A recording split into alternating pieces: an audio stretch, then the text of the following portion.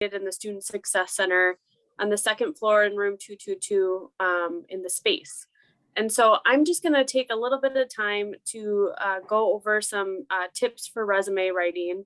And then I'm going to show you where you can find some really great resources on our website and encourage you if anybody has any questions. This is going to be quick. So if you have any questions and you want to reach out, you can always set up a meeting with us at Career Services to talk a bit more. So, can everybody see my screen? The PowerPoint, right? I'm assuming somebody will tell me if we cannot. That's good, Grace. Thank you. Let me just, there it is. So I'm going to kind of go through a couple things that we want to make sure students at Western are aware of when it comes to writing resumes. So we're going to kind of run through this. This can be like a half hour in the classroom, but bear with me. So the first thing that I want to mention that sometimes people forget is that there is some preparation that needs to happen before you kind of start writing your resume. And really what that looks like is taking an inventory, right? Knowing yourself, thinking through what stories do I want to highlight? What strengths do I have? Maybe thinking about when you've gotten some great feedback in the past, and just kind of taking stock of that. And, you know, sometimes that's even asking folks to give you, you know, asking friends or coworkers, like, what would you say about me? Just to kind of get your brain rolling. When you have an idea of what kind of job you're looking for, I really want people to take stock of the job posting, look at what they're saying their preferred qualifications are, highlight what you can provide, like what you really know you have, and then think about how to get that strategically placed in your resume. So a couple writing tips within that, and there's way more than this. This is just kind of in the 2 years I've been here, a couple that I've noticed that folks need a reminder on. We want to make sure that the top half of our resume is the most important information. Jordan can probably talk a bit more about this later, but we know that recruiters might be looking at hundreds of resumes in one job posting. So we want you to find ways to really make yourself stand out, whether that's finding ways to format it, making sure that qualifications are at the top, and I'll kind of give you some ideas of how to do that. We tell folks to not use templates. So that's one of our main things, just because it's hard to move it around and it can be a little tricky down the line. So just using a Word document is kind of our trick for folks, and try to keep your resume to one page. I don't know why, but we can't use I statements in a resume. So if it's your first time writing a resume, you want to start with an action word. So instead of saying like, I am great at customer service, you say great at customer service, and we'll kind of go through that a little bit later. But and then not going back only about 10 years if you have that extensive of experience. And I'm going to talk a bit about how to strategically format a resume. So there's 3 types of resumes: reverse chronological, functional, and combination. The trick is to find which one is going to help you make the best sales pitch for yourself. So a couple ideas within that is with the reverse chronological. That's really great for folks that have kind of a very straight career path. I've been doing this for X amount of years. And there's not really a lot of strategy. There's no gaps in your history. You're just kind of showcasing to the recruiter what you've done. Functional and combination is where about 90% of the students I've worked with at Western in the last 2 years, where we end up navigating towards, because these type of resumes are going to get you to be able to take some experience that maybe it's an internship, maybe it's, you know, something that was like 2 jobs ago, and get it up to a prominent part of your resume so a recruiter doesn't miss it. And we'll talk a bit more about that in a sec. To write a strong bullet point, you want to think about how you can go a little bit deeper. So before I said great at customer service, this is kind of the example we get. Instead of just saying that, maybe think about how you can go give a little bit more detail, right? So see how this like demonstrated strong customer service by listening to customer concerns and finding appropriate solutions. If I'm somebody looking for somebody with strong customer service and I see that to the right bullet point, that's going to kind of pique my attention a little bit.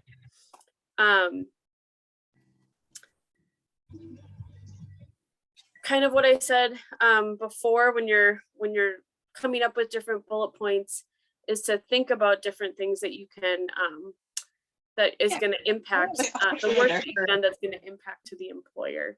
I don't know if that was a question, but I definitely can take some in a sec. So I can't see anybody, just my screen. If you have something. And then kind of a tip is to add numbers to demonstrate scope of work when possible. So thinking about what impact your work has had on the employers that you and the work that you've been able to do before. One thing with students that I do a lot of brainstorming with, especially when they're new to their industry. So you might be thinking, like before I said 10 years of experience, like I'm just getting going, is thinking about projects you've done at Western, thinking about job shadows you might have done, internships. And then my job is to really, if your answer to like job shadows, internships is that you don't have a lot of that experience yet, I'm here to help you get connected to different folks in the industry. So I'm just gonna quick reshare my screen. Give me 1 second. And I'm just gonna give you a quick navigation of our website, because everything you really need to conduct a strong job search is there, and I've found that students sometimes don't know that. So here's the career services website at Western. We have broken up what we offer. So we do provide services to students that are looking for career exploration. It might be folks that haven't started at Western yet, but want some ideas of where they could go. It might be a student that has started in their program, gets 1 term in, and it's not ready. It's not the right fit for them. And we're here to kind of help find those other resources for you. So within that, we've got online interest surveys. We've got volunteer opportunities. We put all of our career fairs up here just to kind of give you an idea of resources for career exploration. The next thing, this is really where we want to live today. So we have a bunch of stuff for folks that are looking for employment. We have our career readiness handbook, which goes through everything you need to know about resumes, cover letters, interviewing, LinkedIn, Handshake, anything that kind of comes to mind. We've done our best to put it in there. And so I really encourage students to take a look to page through this career readiness handbook, as well as get on Handshake, maybe get on LinkedIn, look through Indeed and kind of go through what those different opportunities are out there. In case there's any community members, this is open for anybody to kind of peruse through.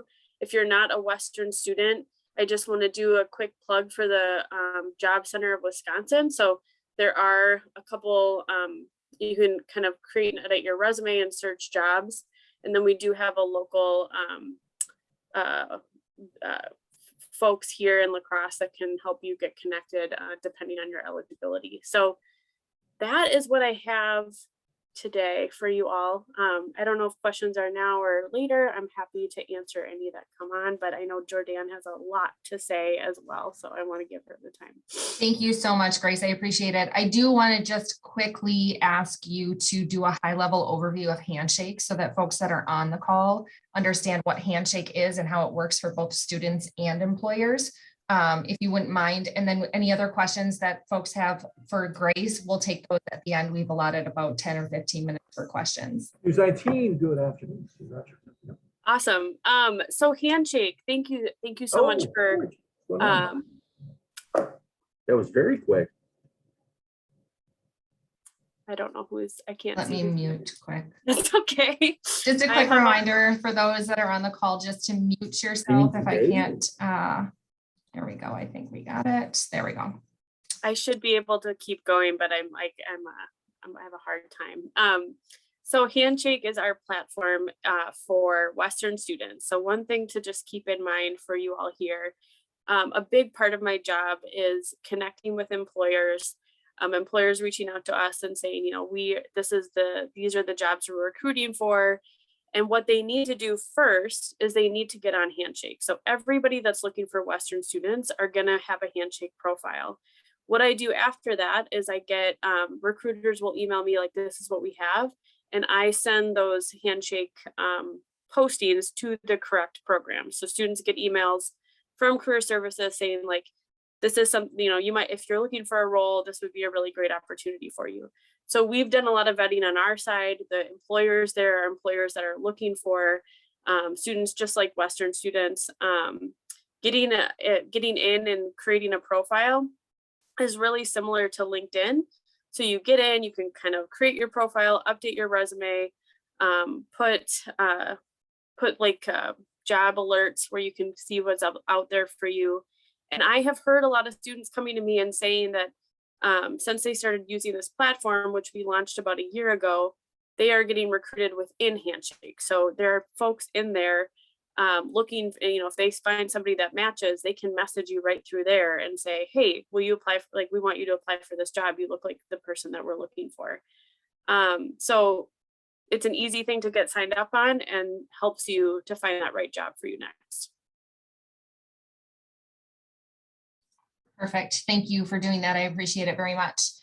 All right, Grace, we will let Eric Jacobson, who's going to join us from our marketing PR department, and talk to us about the importance of your social media profiles and aligning those with your cover letters, resumes, things of that nature. Eric, can people see my screen yet here, or let me see here? Can't see your screen yet. How about now? Yes, thank you. Okay. Do I have it flipped around now? I'm always never good at this. I think we'll just go from here. So thank you, everyone. My name is Eric Jacobson. I am the public relations specialist here at Western Technical College. And I'm going to try and actually get this into full screen here. Need to flip it around though. There we go. So again, like I said, I work in PR and social media at Western Technical College. So I'm the account administrator for all of Western's main social media accounts. So that's Facebook, Twitter, Instagram, LinkedIn actually too, which we'll talk about, and TikTok actually we just expanded to as well. So a bunch of different roles that I kind of serve on campus as well. So as kind of talking about social media, obviously it's extremely important in my mind. I think it's important for everyone. Just some tips and kind of some observations that I've experienced in the job search. I always assume that employers are looking at your social media accounts, whether that's on Facebook, LinkedIn, Twitter. You know, maybe it's not necessarily all the time that they're looking at potential applicants on there, but I know that you know, serving on these committees and search committees, you find yourself looking at social media profiles and finding as much background information as you can on individual candidates. So know that it's a very real possibility that if you are looking for a job, that they are looking at your social media accounts. And we'll talk a little bit more about that later. And this was an interesting stat that I found. About 70% of employers said that they used social media to screen candidates during the hiring process. So that is a significant amount of employers that are looking at social media. It is really important to make sure that you have an account that is presentable, that is free of controversial content, that is not going to stop you from getting a potential job that you really would like. That same survey then by Career Builder also found that 43% of employers used social media to actually check on current employees too. So keep that in mind. It's not just about getting the job, it's about maintaining and making sure that you're in good standing at your employer. So making sure that you keep it clean, and we'll talk about that a little bit more later. Obviously the big three, the first off is LinkedIn, like Grace was mentioning, Facebook and Twitter, but primarily when you're talking about the job search and the application process, LinkedIn is really going to be kind of your big one. And I like to think of it, and we'll show this in the next slide, as LinkedIn is basically being an online extension of your resume. I remember when I actually set up my LinkedIn account, I didn't take it so seriously at first, but now that I'm further along in my career and whatnot, I feel that it is extremely important, and it's actually maybe even more important than just your traditional paper resume that you would send out to employers. And that is because I literally would fill out the entire process like it was a resume. I think a lot of it's set up when you do so to essentially be a resume online. And so it has some added features as well that we'll talk about in a minute that are extremely important that even do more than what a resume would normally do in a traditional sense. And I think then kind of tying into that, Facebook and Twitter is kind of more about that personality outside of work. So we're really talking about what do you do for your free time? Do you hang out with friends, family, and whatnot? That's really kind of the goal behind Facebook and Twitter. It's not necessarily for your career specifically. So what to focus on? If you aren't on LinkedIn, I would highly, highly recommend it. Like Handshake, though, if you're a Western student, I think that both being on Handshake and LinkedIn is super important. And like I mentioned earlier, treating it like it is a living resume. So make sure that it's always updated. I look at it, I would say weekly on my personal account to make sure that there isn't new things that I can share, new credentials that I can post. I always am looking at it and treating it like it's, a living resume. And what is interesting about LinkedIn, as you all know, is using the posting feature. And I showed this example. This is from last year, actually. But I really use it as a chance, if you can, in your position currently or what you're doing kind of outside of work, as a chance to really show what you are passionate about and what you're doing. So my job, I like to write stories for different mediums in the community. So we get to write a story for the Tribune every 3 weeks as part of a Campus Connection series. So I posted about working at Western and just saying really proud to work at Western. Our academic staff has been working really hard this fall to get the students through our programs. And that was during last fall when we were actually significantly more off campus because of COVID restrictions. So I used it as a chance to say, hey, look what I'm working on today. And I'll do that occasionally as I've worked on something that I've been particularly proud of, a story that I've written or an experience that I've shared, just as an opportunity to keep people up to date on what I am doing and the kind of the passions that I have professionally. So like I mentioned, don't forget to post content, not just use it as a resume, but use it as a chance to show work that you've been working on currently. And that helps you deliver your work to new audiences. So the way that social media in general works, obviously, not everyone who is your connection will actually, I flip that around. People will see some of your work that aren't necessarily connected with you. And that's a great way of making new connections. Like I mentioned, building connections with coworkers, past employers, and friends. It's really important. And that, again, is super important when you're connecting with your network, is to be aggressive with, I always try to connect with my coworkers, maybe even past employers who know me personally and friends. And don't be afraid to follow companies as well. I know that's a big feature on LinkedIn. If there's particular areas where you're very passionate about in different companies that really kind of spark your interest, follow them. It's really important to know that they will look at that as an opportunity, that you are really interested in what the company has to say. It's kind of like being at a career fair in person. Taking a chance to speak to them shows that you're interested in the company itself. And another key thing that I've added here is to make sure to update your settings to be open for positions. LinkedIn, like Handshake, has a great jobs feature that allows you to find jobs that are kind of tailored to your interests that you can set up. So make sure that you say that you are open for positions if you are in certain locations. And there's definitely different parameters that you can set up for that, but let employers know that you're open to positions, and you'd be surprised. There are lots of recruiters online that will work to connect with you if they feel like you would be a good fit for their company. So what to avoid? Obviously, social media can have a lot of pitfalls. I recommend personally to not delete your personal account. I think that that looks more suspicious than actually keeping it up and cleaning it up. Just be aware, I think, as users of social media, that as I mentioned, a lot of employers could potentially see content that you are sharing. So be sure to, kind of do a review of kind of your content, clean it up if you feel like it's potentially controversial. And deleting posts, however, though, doesn't mean it's gone forever. I mean, that is definitely a potential there with social media, but just be aware that cleaning it up is probably the best way to kind of go about showcasing kind of your best attributes.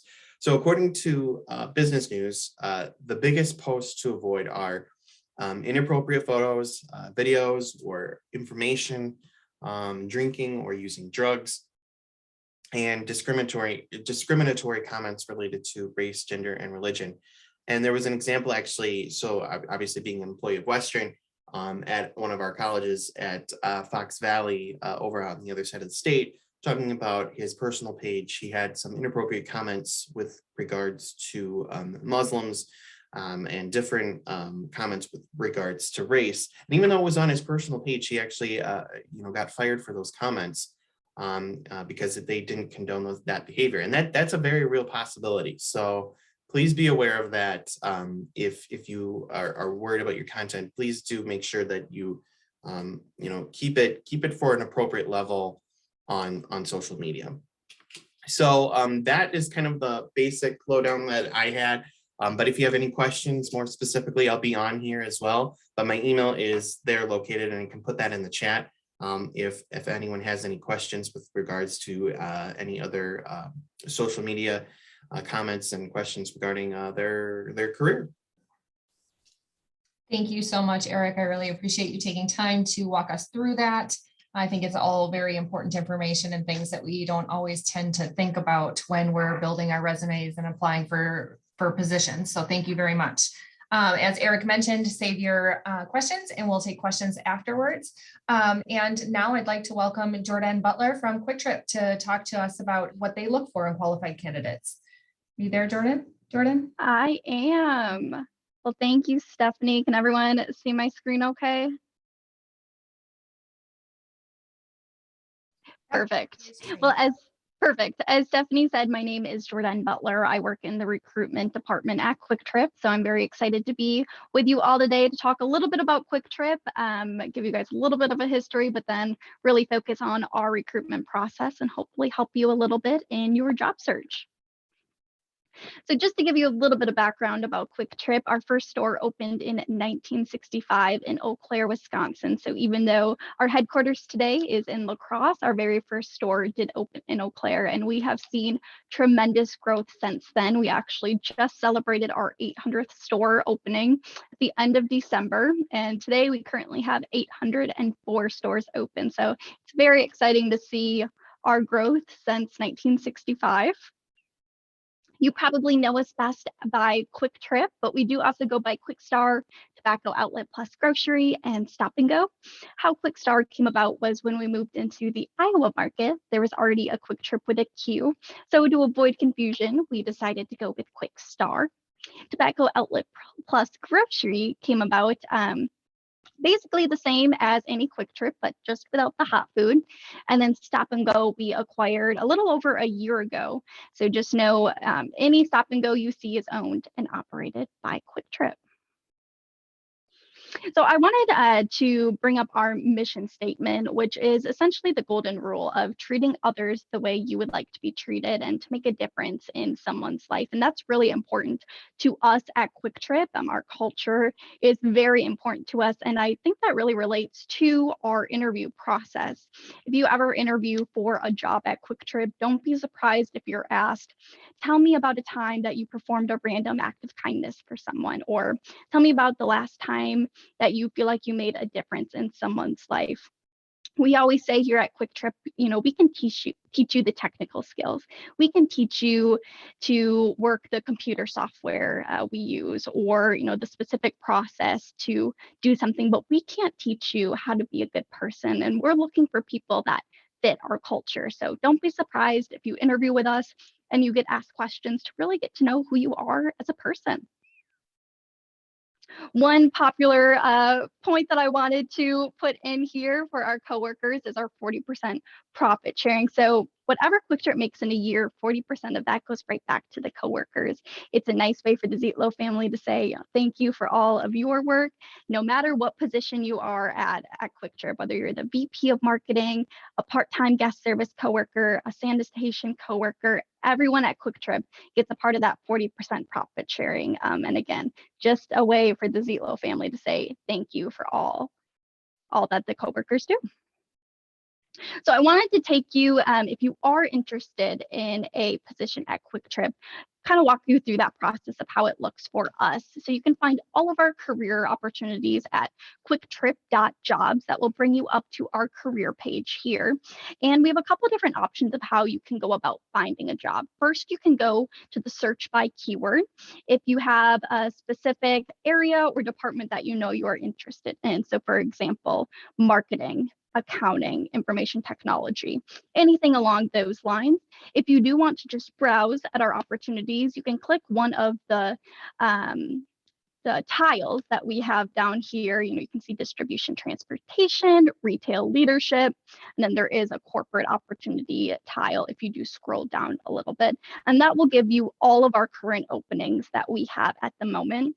If you're scrolling through our opportunities and you just don't see something that piques your interest or fits what you really want, you can click on the Email Me Jobs tab that we have circled in red here. You can put in your information. So let's say, for example, you're looking for a full-time marketing position. Right now, we currently do not have a full-time marketing position open. We're always posting new positions, so I'm sure it won't be long until we post one. But if you're looking for that only, click right on there, put in there that you're looking for full-time marketing, and we will email you as soon as a position that matches the criteria you put in there is posted. I wanted to talk a little bit about submitting an application. Like I said, all of our applications are done online. And going off of what Grace had mentioned earlier is utilizing the job description for your resume. When we post our job descriptions, we put in there, what we're looking for, what qualifications we think would be a good match for this position, and utilize that to your advantage. Utilize those keywords that you can then take and put in your resume. For example, if we have something in the job description along the lines of, in this position, you will be using Microsoft Office or Microsoft Suite, put that in there that if you have experience, that you are efficient in using Microsoft, or just anything that you can take from the job description to really put in your resume will make it stand out to our recruiters. Having someone look over your resume is very important. At Western, you are all so incredibly lucky to have such an amazing career services staff. We utilize them a lot. We reach out to them, and you guys are very lucky for having such an incredible staff. So please utilize them to your advantage. I know you may be looking over your resume for what may seem like hours to make sure it is perfect, but by just having at least one more person take a quick look over it, they might be able to catch things that you just glazed over from looking at it for so long. So highly recommend having someone look over your resume. Again, your career services is great. Set up an appointment with them. They will help you out tremendously. From there, after you submit an online application, one of our recruiters will reach out to you for a phone screen. This will be a quick 15, 20-minute phone call, really for you to understand what the position is, to make sure that it is of interest to you. Then from there, we will move on to the reference check. So make sure you have, we say 4 to 5, whether it's previous coworkers, supervisors, professors, people that you know on a professional basis. I highly recommend reaching out to them before you apply to a position so that they are aware that they may be getting a notification of wherever you apply to, that they know to be on the lookout for that reference check. Then from there for us, we have our behavioral based interview, and that's where we will really get into the questions to get to know you as a person. So last time you performed a random act of kindness. My biggest recommendation for our interview questions is to be able to provide specific examples to the questions. So for example, if you get asked, tell me about a time that you took initiative on a project, instead of saying, oh, I always take initiative, or, every class I've taken at Western, I've took initiative on projects. Well, that's great if you have, but that's not really providing us a clear idea of how you are as a coworker. So if you can think of a time, oh, last month I was working on a group project in my marketing class, and on this specific project, whatever it is, just think of those ideas that you can provide specific examples for us to really get to know you as a coworker, as a person.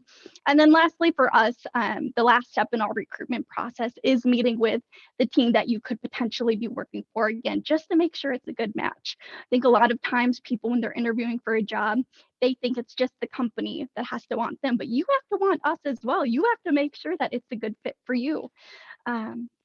So yeah, that's just a little bit about our recruitment process, what we look for. Hopefully you got some tips for us. If you would like any more information, you can go to quicktrip.com.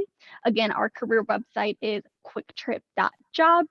Find us at all of our social media. But otherwise, I did put my email address on there in case you have any questions or would like to reach out. I'd be happy to help. Thank you so much, Jordan, for joining us today. That is really good information for us to have about Quick Trip and the opportunities at Quick Trip. I am going to open it up for folks to unmute themselves and ask questions to any one of our presenters today. If you have any questions, or if you feel more comfortable just typing it in the chat box, I can facilitate those questions as well, but want to make sure that everybody has the opportunity to ask whatever questions you have of any of our presenters today.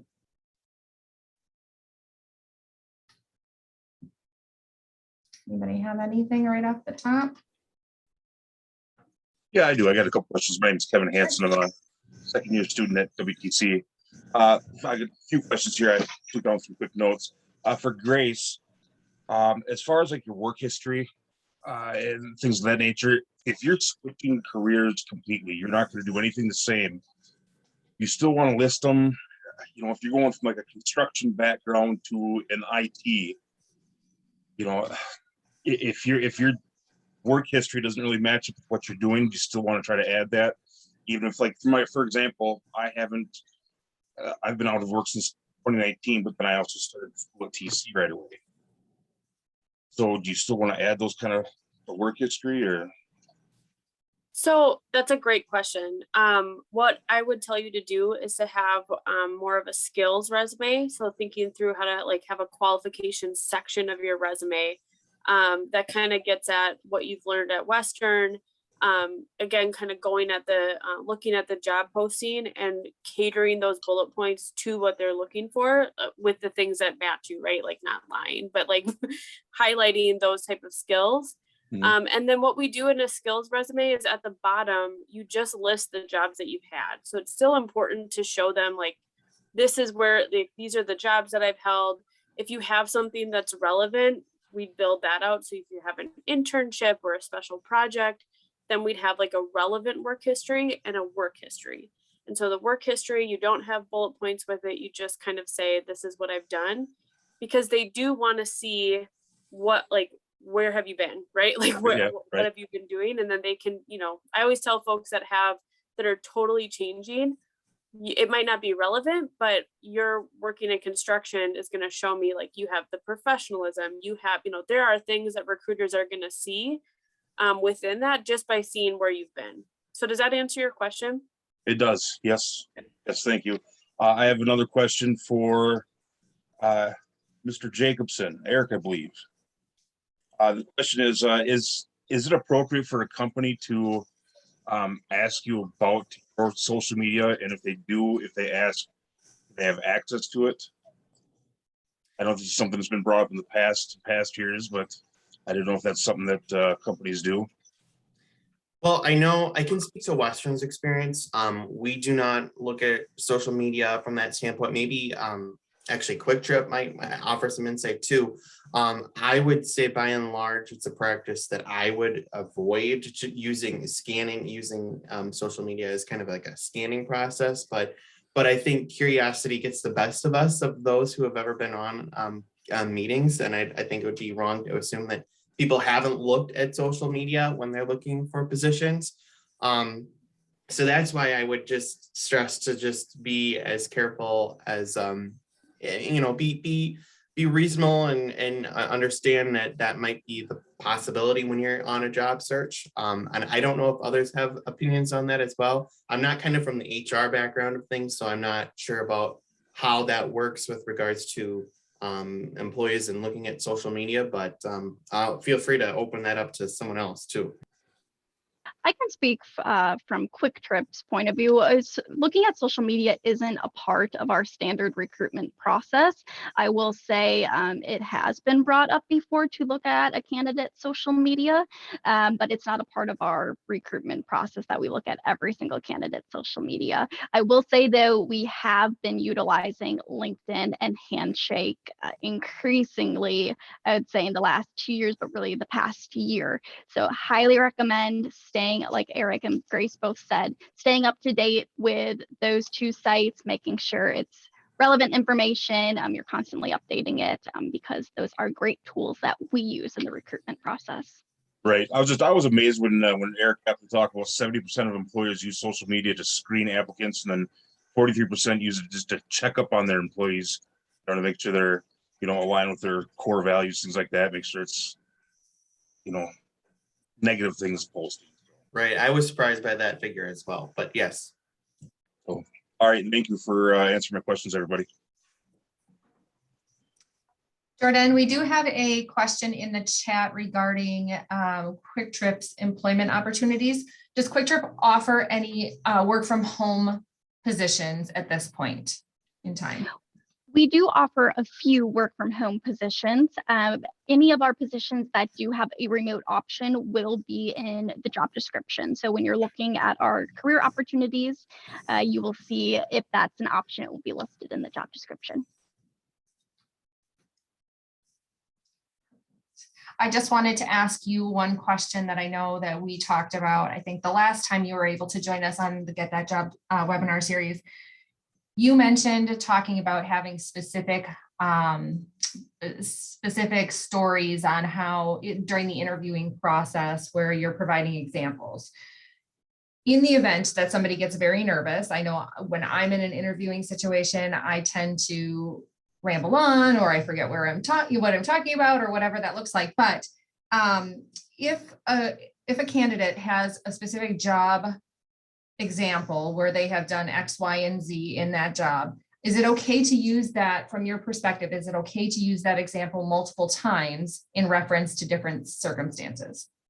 Absolutely. And I think first off, no, it's absolutely okay to be nervous in an interview. In fact, it's almost expected. And I remember when I started off interviewing candidates, I was nervous as well. I wanted to make sure I was doing a good job. So it's absolutely okay to be nervous, but it's also okay to utilize the same example. Now, I wouldn't recommend using it for the entire interview. Having a couple planned ahead of time is great, but if you feel that that specific example really relates and captures you for 2 different questions, that's absolutely okay to use it. Perfect, thank you. I have a question also for Jordan. So in the interview process, is there anywhere that has those expected questions listed so that a potential employee can come in prepared with answers? We don't post any of our questions anywhere. Let's see. I do think, again, career services is a great source for practicing questions and utilizing them for practice interviews. But also, I think it's okay if you don't have a question, or I'm sorry, if you don't have an answer for a specific question. It's okay to say, I don't have that right now.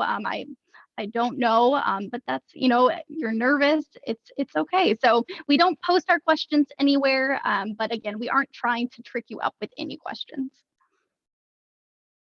I was just thinking like, I would have stories for, especially for like the random acts of kindness or things like that. Yeah. But that's not really a question that I would be prepared to, like, that's not something that most employers would ask in my experience of Mhm. being interviewed.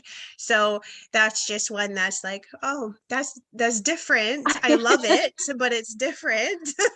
And also know if you need to take a minute to think of an answer, that's absolutely okay. It doesn't, again, it's not a test. It doesn't need to be this fast response. That's one thing. We like to participate in a lot of mock interview events with local schools. And that's one thing that I tell a lot of students or individuals that, we're working with. It's okay to take a moment to think of an answer.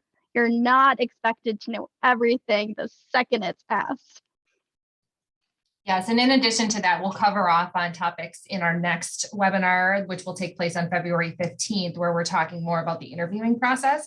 But part of that is going to focus on doing your research on the company that you're applying for too. So in Quick Trip's mission statement on their website, you can see things that are standing out to them or things that they post that they feel strongly about. So part of the next webinar series will focus on things like doing your research as well on those companies to figure out what they're really looking for in their candidate applicants. Does anybody else have any other questions they'd like to ask any one of our presenters?